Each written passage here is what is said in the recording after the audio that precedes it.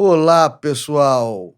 Mais uma vez aqui no Entretanto, para tratar das coisas do Brasil e do mundo à luz do direito, para tratar de ciência política à luz do direito.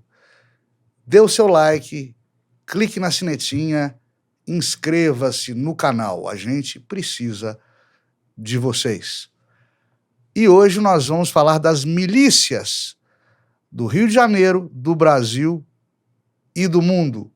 E vamos falar também do MST, Movimento do Sem Terra, voltando à carga com João Pedro Stedley à frente. Tudo isso e muito mais no Entretanto, eu já estou esperando vocês.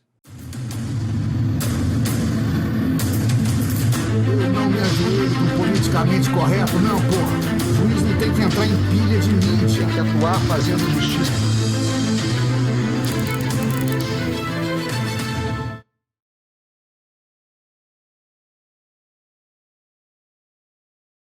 Gente, mais um miliciano morto no Rio de Janeiro. É o Sérgio Rodrigues da Costa, o Sérgio Bomba.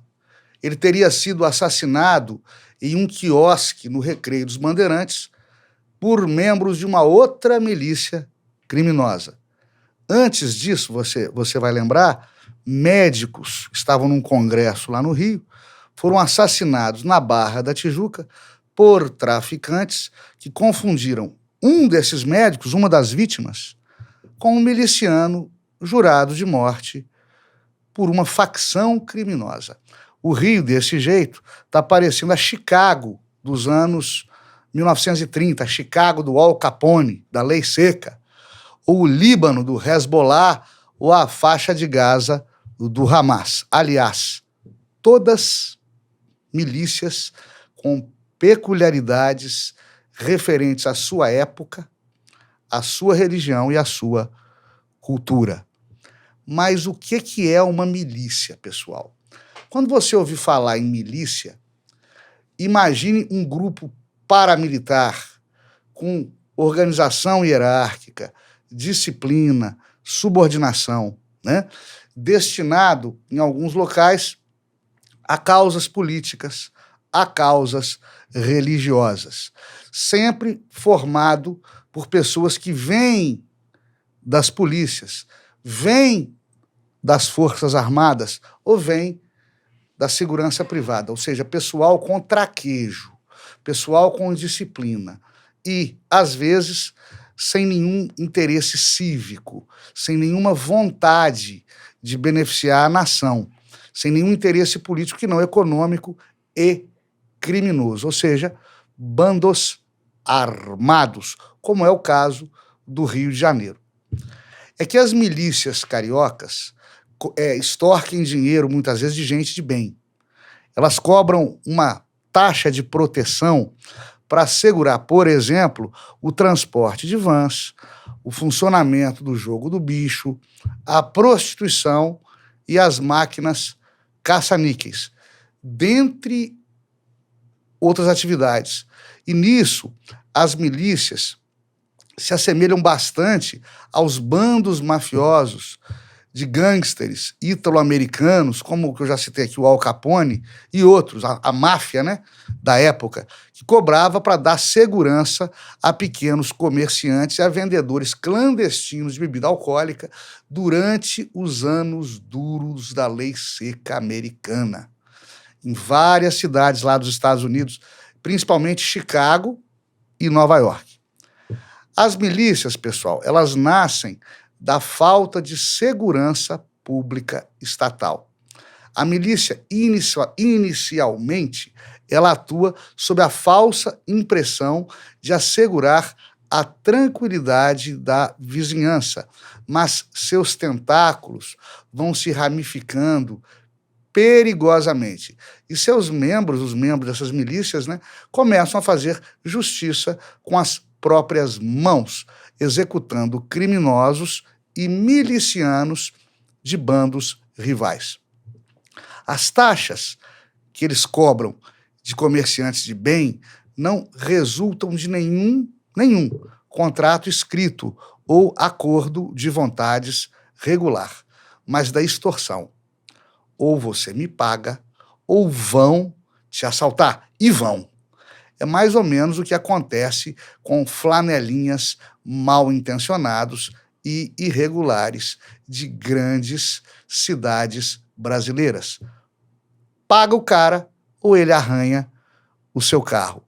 Como são grupos paramilitares, inclusive dos partidos políticos dos países muçulmanos do Oriente Médio, essa formação marcial, bélica, né, é assegurada pela participação de seus principais membros em forças públicas de segurança.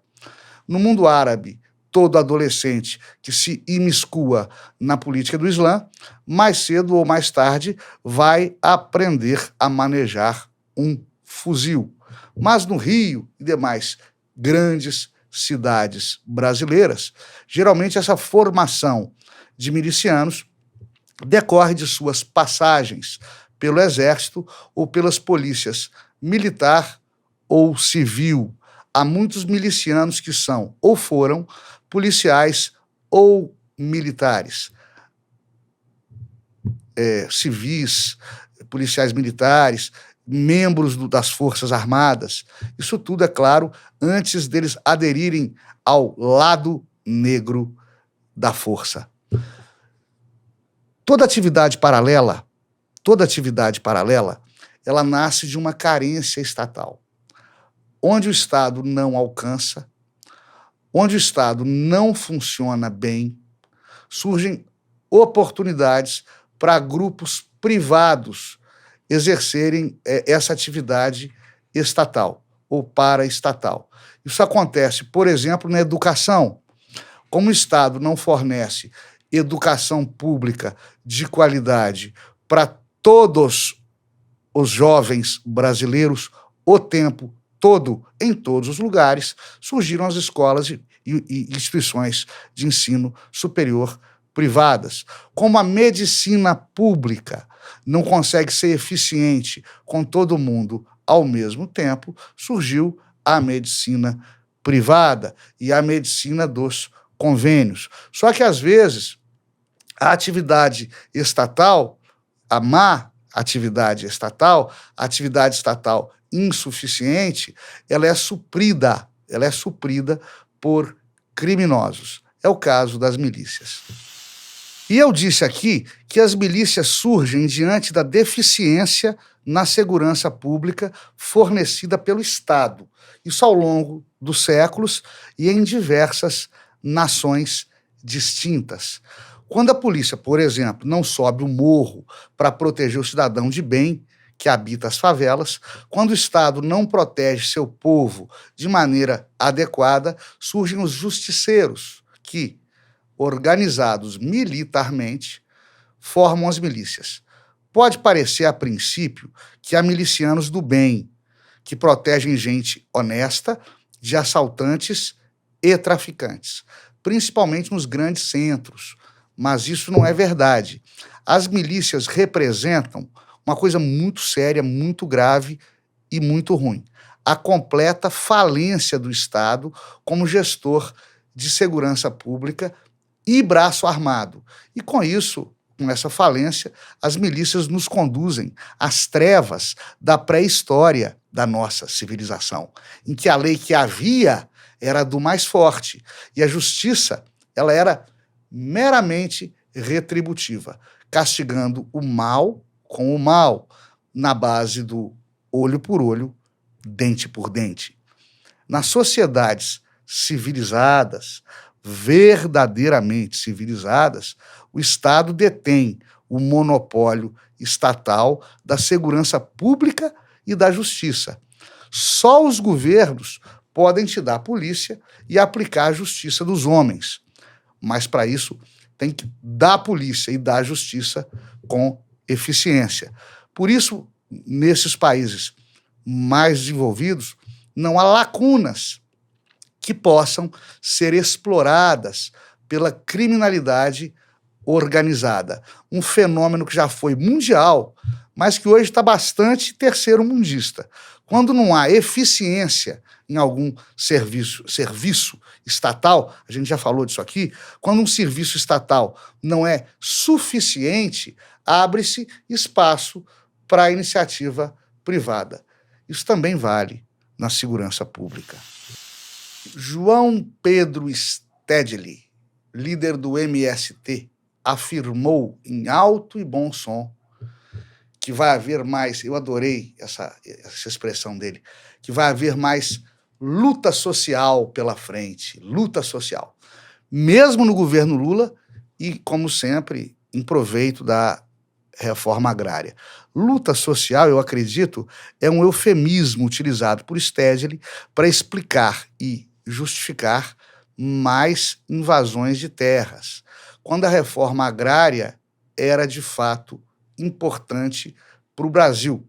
Essa luta se justificou, mas nunca como é feita pelo MST, já que ela foi justa e necessária quando não infringia a lei e quando não lesava propriedade privada, atuando corretamente, politicamente, para incrementar a desapropriação de terras improdutivas, para distribuir essas terras a agricultores que, de fato, estavam necessitados e que precisavam de terra para trabalhar.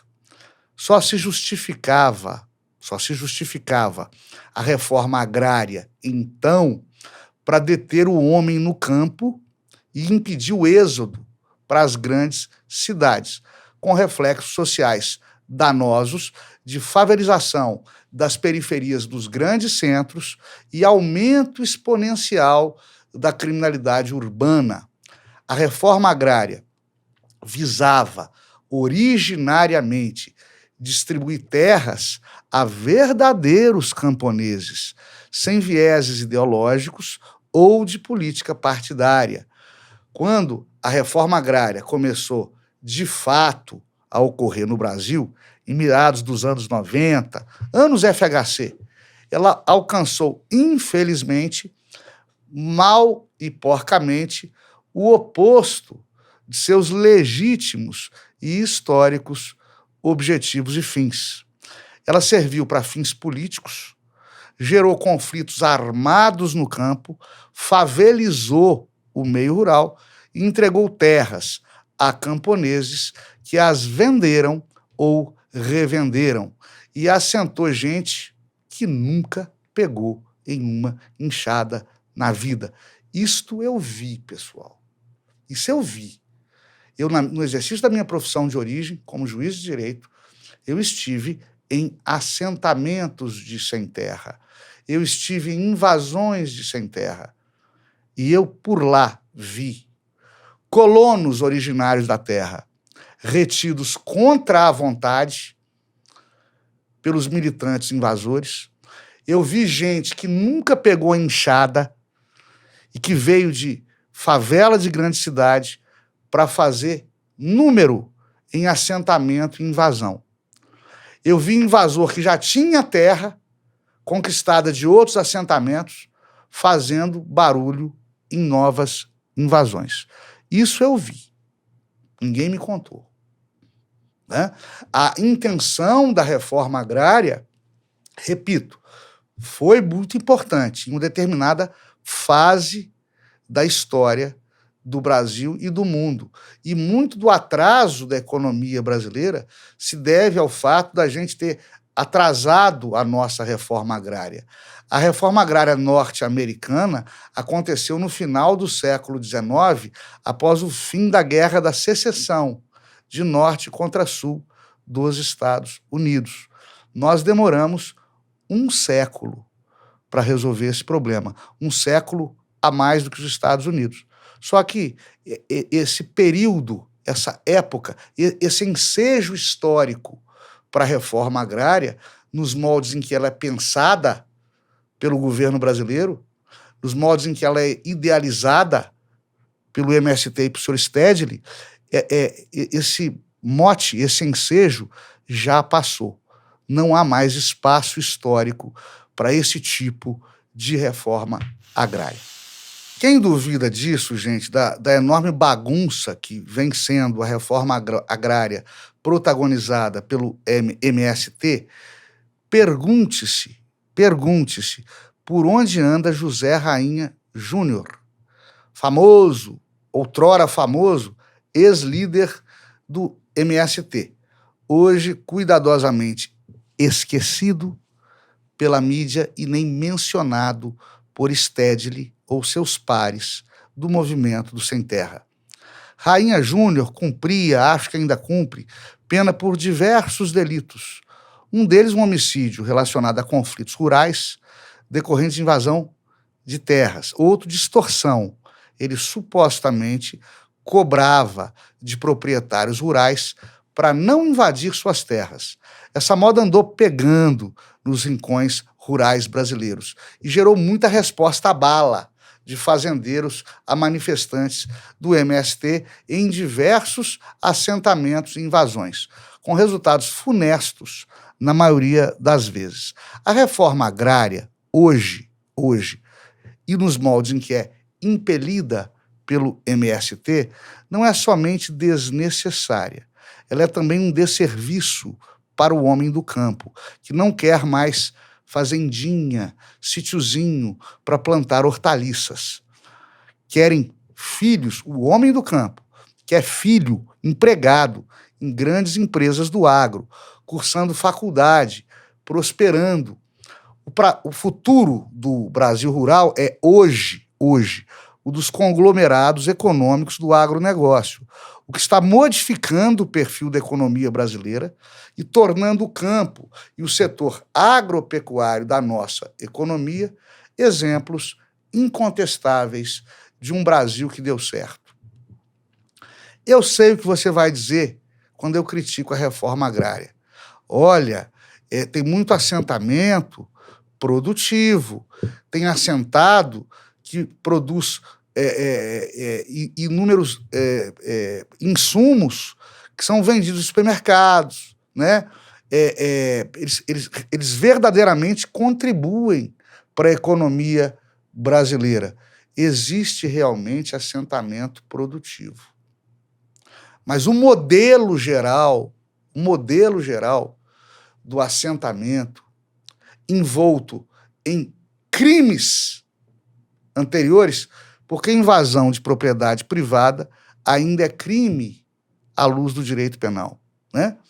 O modelo de assentamento não sobrevive à economia brasileira atual, à economia do agronegócio atual. Você tem alguns bons exemplos, você tem algumas boas práticas que funcionam para elogiar quem está por detrás delas, mas que não justificam o enorme empenho de diversos grupos sociais na manutenção de uma política de luta social para invadir e tomar aquilo que não é dado pelas forças da lei e que não serve, à luz da macroeconomia, para fixar o homem no campo, para impedir o êxodo rural para as grandes cidades, para dar emprego, moradia e habitação para o verdadeiro camponês, que precisa da terra para trabalhar.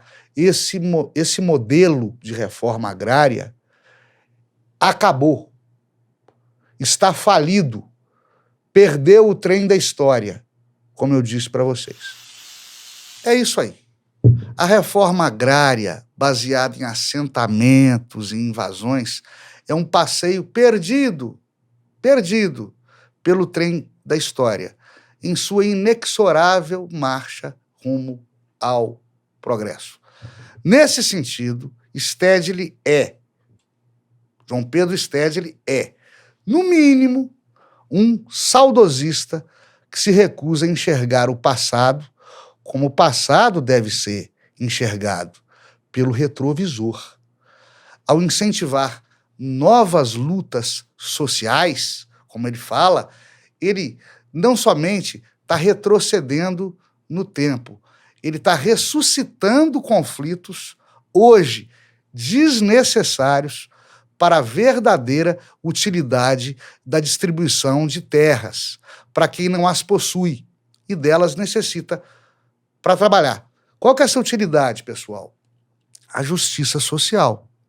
O aumento das oportunidades de trabalho no campo. Impedir a miséria no meio rural. Essa que é a utilidade da reforma agrária. Só assim se diminuem as distâncias socioeconômicas tão abissais entre a população mais rica e a população mais pobre nesse nosso país continental. Interessante observar o seguinte: quanto aos problemas, todos nós concordamos. Na hora de planejar as soluções é que surgem as controvérsias. Os verdadeiros cidadãos, dotados de honesto interesse cívico, procuram criar estratégias que sejam eficazes para a pacificação social. Outros, guindados por interesses políticos, ideologias extintas, populismo eleitoreiro, ressuscitam antigas lutas já prescritas em sua utilidade social. Assim, essas pessoas, não vou dizer mal intencionadas, mas equivocadas quanto ao seu olhar social e histórico, elas atiçam mais conflitos, contribuem pejorativamente para o desgoverno e para a polarização política e ideológica brasileira, que tem tornado esses nossos tempos muito perigosos. Aliás, sobre isso eu vou lembrar aqui de uma passagem deliciosa do Humberto Eco, deliciosa e emblemática. Ele conta, numa das suas crônicas, né, que ele tomou um táxi em Nova York e, para variar, o motorista de táxi não era americano. Para variar, ironicamente, né, a imensa maioria dos taxistas em Nova York não é americana. E esse taxista, arriscando o inglês macarrônico com Humberto Eco, era de um país da Europa Oriental, esses terminados em ão, Uzbequistão, Turcomenistão, eu não lembro bem, e nem o Eco lembrava bem quando contou a história, né? Pergunta para Humberto Eco, de maneira ignorante, coitado, de onde Humberto Eco era. E o escritor respondeu: eu sou italiano, eu sou da Itália. E o taxista, que não conhecia a Itália: Itália, o senhor é da Itália? Contra quem vocês lutam? Contra quem vocês lutam? Ele indagou para Humberto Eco. Humberto Eco parou, pensou, ficou constrangido, mas foi obrigado a ser sincero em sua resposta para o taxista. Nós, italianos, lutamos contra nós, italianos. É o que está acontecendo, infelizmente, no Brasil. Nós, brasileiros, estamos lutando contra nós, brasileiros. E uma reforma agrária pensada em termos de porrada só atiça isso tudo. Para encerrar, eu falei do Humberto Eco aqui. Vou lembrar aqui de uma frase muito interessante dela, que serve muito bem aqui no Entretanto, que serve muito bem para mim e para vocês que já me acompanham aí, lá se vão 10 anos. Disse Humberto Eco: nem todas as verdades são para todos os ouvidos. Fiquem todos com Deus e até a próxima. Dê o seu like, clique na sinetinha e inscreva-se no canal.